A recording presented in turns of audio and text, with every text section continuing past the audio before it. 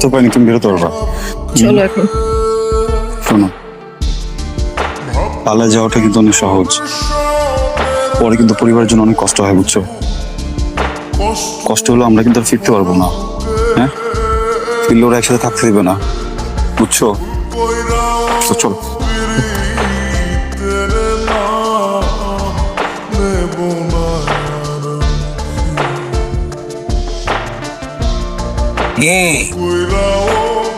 অবাক হইতেছ?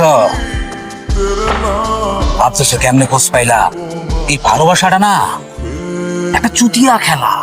যে ভালোবাসার মধ্যে ঢুকছে আর সেই জানে যে এটা কি জটিল কঠিন সম্পর্ক।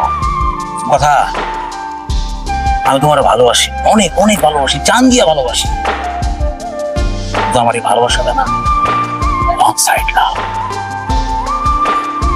এই ভালোবাসা মানুষে বেহায়া বানায়, বানায়, খুনি বানায়। ঠিক তেমনি তোমার এই ভালোবাসার মানুষটারে না অন্য একজন ভালোবাসতেছে। কি জানতে চাও কে?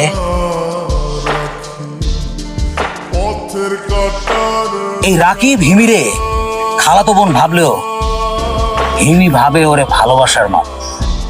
আরে একসাথে ছোটবেলা থেকে হিমি বড় হইছে না। এই হিমির ভালোবাসাটাও না ওয়ান সাইড লাভ।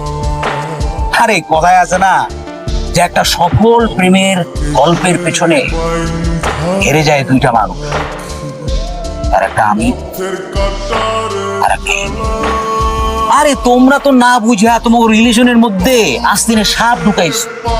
যেদিন প্রথম তোমার বাপেরে নিয়া তোমাকে কর দিলাম না, তার আগে আমি তোমাকে দেখছি।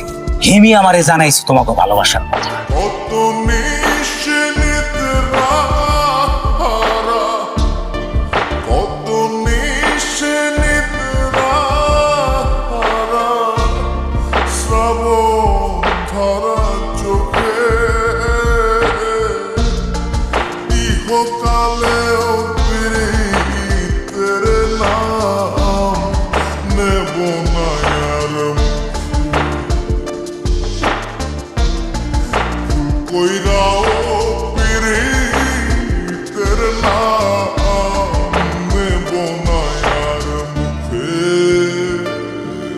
আমি তো ইন্টেলেকচুয়াল, বুঝতে দেই নাই, হিমির নামটা প্রকাশ করি নাই।